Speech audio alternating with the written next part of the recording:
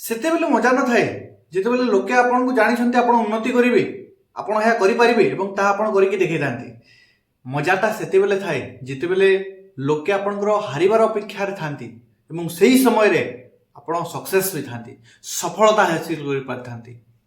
ନମସ୍କାର ପ୍ରିୟ ଦର୍ଶକ ବନ୍ଧୁ, ମୁଁ ଅମିୟ ରଞ୍ଜନ ଦାସ ସ୍ୱାଗତ କରୁଛି ଆପଣମାନଙ୍କୁ ଆପଣଙ୍କ ନିଜ ଚ୍ୟାନେଲ ସରଳ ଜ୍ୟୋତିଷ ଶିକ୍ଷାକୁ।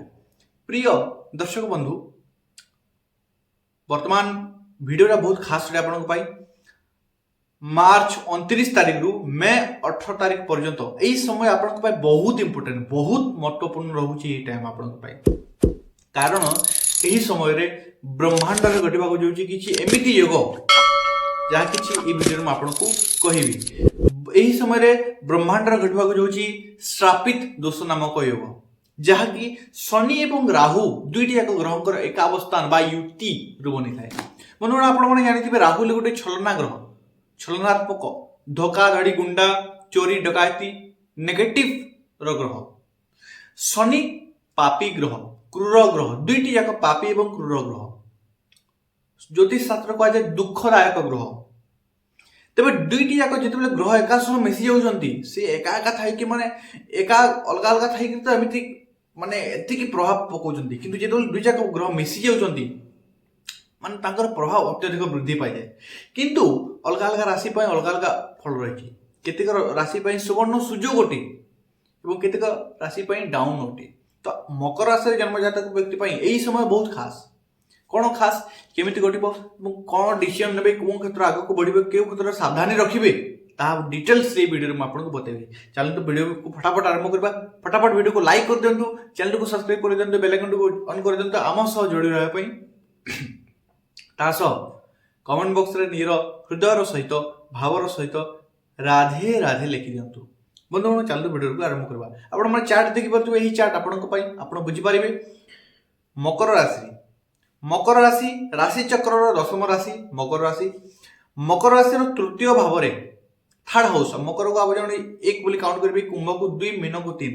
ତେବେ ମାନେ ରାଶିର ତୃତୀୟ ଭାବରେ, ତୃତୀୟ ଘରରେ ବା ତୃତୀୟ ଭାବରେ ଏହି ଶ୍ରାପିତ ନାମକ ଦୋଷ ବନୁଛି ବା ଶ୍ରାପିତ ଯୋଗର ନିର୍ମାଣ ଘଟିଛି। କିନ୍ତୁ ଥାର୍ଡ ହାଉସ୍ର ଫଳ ଗୋଟେ ଅଲଗା ପ୍ରକାର ରହିଥାଏ, ଯାହାକି ମକର ରାଶି ପାଇଁ ସେଇଥିପାଇଁ ତାର ଫଳ କିଛି ଖାସ ରହୁଛି। এই যোগର ଫଳ କିଛି ଖାସ ରହୁଛି। ସେଥିପାଇଁ ବନ୍ଧୁଗଣ, ରାହୁର ବହୁତ ଗୁଡ଼ିଏ ପଏଣ୍ଟ ରହିଛି, ଗୋଟେ ଗୋଟେ ମୁଁ ଆପଣଙ୍କୁ ସବୁ ବୁଝିବା ପାଇଁ ଚେଷ୍ଟା କରିବି। ରାହୁ ହେଲେ ସ୍ମାର୍ଟ ୱାର୍କ। ଆଚ୍ଛା, ତୃତୀୟ ଭାବ ପରିଶ୍ରମ, ପରାକ୍ରମର ଭାବ, ଆପଣଙ୍କର ପରିଶ୍ରମ, ଆପଣଙ୍କର ପରାକ୍ରମକୁ ଦର୍ଶାଏ। ଏବଂ ରାହୁ ହେଲେ ସ୍ମାର୍ଟ ୱାର୍କ। ଦୁଇ ପ୍ରକାର ୱାର୍କ ଥାଏ, ହାର୍ଡ ୱାର୍କ ଏବଂ ସ୍ମାର୍ଟ ୱାର୍କ। ରାହୁ କ'ଣ? Smart work. ସେ କମ୍ ସମୟରେ କମ୍ ପରିଶ୍ରମରେ ଅଧିକ ସକ୍ସେସ୍ ପାଇବାର ମାଇଣ୍ଡ ବାଲା, ସେ ହେଲେ ରାହୁ, ସ୍ମାର୍ଟ ୱାର୍କ। ତ ଆପଣଙ୍କ ପରିଶ୍ରମ, ଆପଣଙ୍କର କାମର, ଆପଣଙ୍କର ଲକ୍ଷ୍ୟ ପ୍ରତି ଯେଉଁ ଏମ୍ ରହିଛି, ସେଥିରେ ଆପଣଙ୍କର ଚାଲାକି ଦେଖାଯିବ। ଆପଣ ହାର୍ଡ ୱାର୍କ ପଛରେ ଧାଇଁବେନି, ଆପଣ ସ୍ମାର୍ଟ ୱାର୍କ ପଛରେ ଧାଇଁବେ। କମ୍ ସମୟରେ କମ୍ ମେହନତରେ ଅଧିକ ସଫଳତା ପାଇବାର ଗୋଟେ କୋସିସ, ଗୋଟେ ଚାହତ এই সময় আপনার ভিতরে বুঝিব এবং সেইথিরে আপনার সফলতা মধ্য হাসিল করবে। বন্ধুগণ, আচ্ছা, কর্ম দ্বারা ভাগ্যকু ছড়াই আনিবার পাওয়ার এই সময় আপনার পাখক আসব। তৃতীয় ভাব পরিশ্রম, পরাক্রমর ভাব। কিয়ে বসিছেন?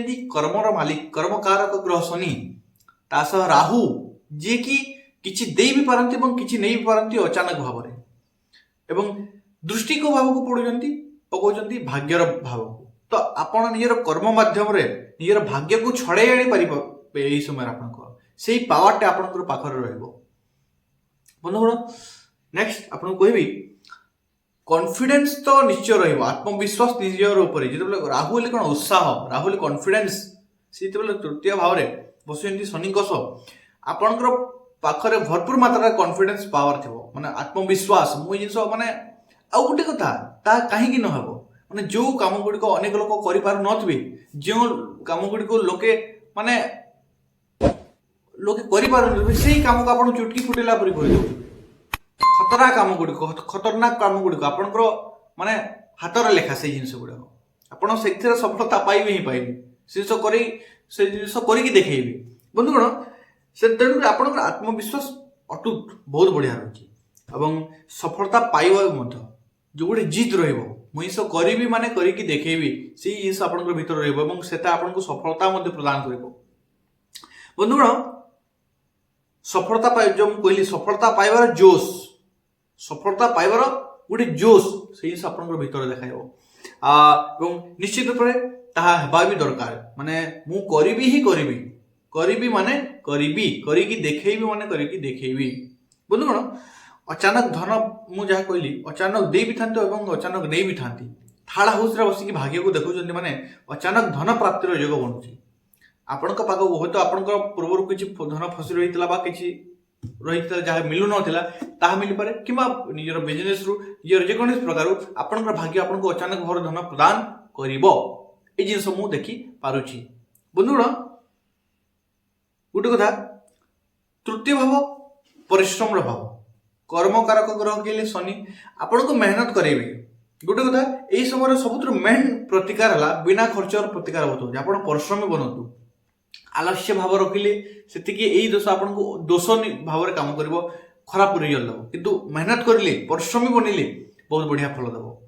बंधुगण कम परिश्रम रे भी बेसी आप फल पाइपर ताहले राहु आपन को प्रदान करेंगे, आपन भाग्य को आपन सपोर्ट मिल। बंधुगण जे माने मेन पॉइंट कहूँ गोटे ध्यान रखु बड़ काम को कम परिश्रम आप मेहनत करके माने बड़ बड़ प्रोजेक्ट बड़ बड़ काम को आप कम मेहनत हासिल करें कम मेहनत आप सफलता पाइपर। बंधुगण नुआ प्रोजेक्ट मिल पारे, नुआ सोर्स मिल पारे, नुआ वर्क नुआ इनकम रो सोर्स मिल पारे, नुआ वर्क आपन को हाथ को मिल पारे एवं दूर ट्रावेलिंग दूर यात्रार मध्य योग बनुची आपन जातक रे। यदि आप दूर यात्रा करने इच्छुक तेबे यही समय आपन माने स्वर्ण अवसर प्राप्त समय अटे। बंधुगण गोटे कथा पितृभक्त बनइब ये समय आपन को, किंतु गोटे कथा बेले बेले पिता तालमेल किछि अलग प्रकार रहिबो। माने एमिति न हो कि पिता को से आपनकर पिता अटंती, से आपन को जन्म देइछंती माने माँ बापा सन्तान को जन्म देते से आप पिता अटंती। एमती न हो कि बोले रागी कौन कहीदेवे बापा को जहाँकि आघात कर। ध्यान रखु से जिन जपरी न हो, कारण से आपंकर पिता अटंती आप सन्तान। तेणुक पिता भक्त तो बनइब कि बेले बेले पार्टी एमती किसी बाहर करदेव जहाँकि आप दुई संपर्क को नष्ट माने दूरता वृद्धि कर दुई भितर, तो सही जिस न हो ध्यान रखु। अच्छा गोटे शनि हेले कर्म, राहु हेले शीघ्र। राहु हेले कौन शीघ्र, से निज भीतर गोटे कॉन्फिडेंस रखते, निज भीतर गोटे जोश रखते, मुझे जिन करके देखेबी मुझे माने कम समय अधिक सफलता पाइबी। जल्दबाजी गोटे कथा अत्यधिक कॉन्फिडेंस और अत्यधिक जल्दबाजी आपन हानिकारक हो पारे, किंतु गोटे जिद रहा आप सफलता पाइपर। गोटे शीघ्र कर प्रोसेस आप भीतर रही आपको अधिक सफलता दिलेब माने प्राप्त करेब। बंधुगण भाग्य तो निश्चित रूप आपको साथ देव और भाग्य किसी अचानक भाव में आपको किसी प्रदान करके यही समय, किंतु गोटे कथा किसी गलत डिसीजन नियंतु ना यही समय ध्यान रखु। किसी गलत डिसीजन निजर हेल्थ को लेकिन तो समस्या किसी जागृत हो पारे, किसी गलत डिसीजन नियंतु ना यही समय ध्यान रखु। एवं अचानक किसी नुआ दिशा मिल आपको जहाँ किसी रास्ता बंद हो जाता किसी नुआ दिशा मिल आपको यही समय हूँ तो चतुर्दिग अंधार हो जाता, किंतु यही समय किसी नुआ दिशा नुआ रास्ता खोल आपन न्यू पर्सन एंट्री रही प्रेम क्षेत्र हो बा कौन सी व्यक्ति प्रति आकर्षित हबारे क्षेत्र हो आपण जीवन किसी नुआ पर्सन एंट्री रही यही समय आप कौन सी अलग व्यक्ति प्रति आकर्षित हो पारती लव प्रेम संपर्क में।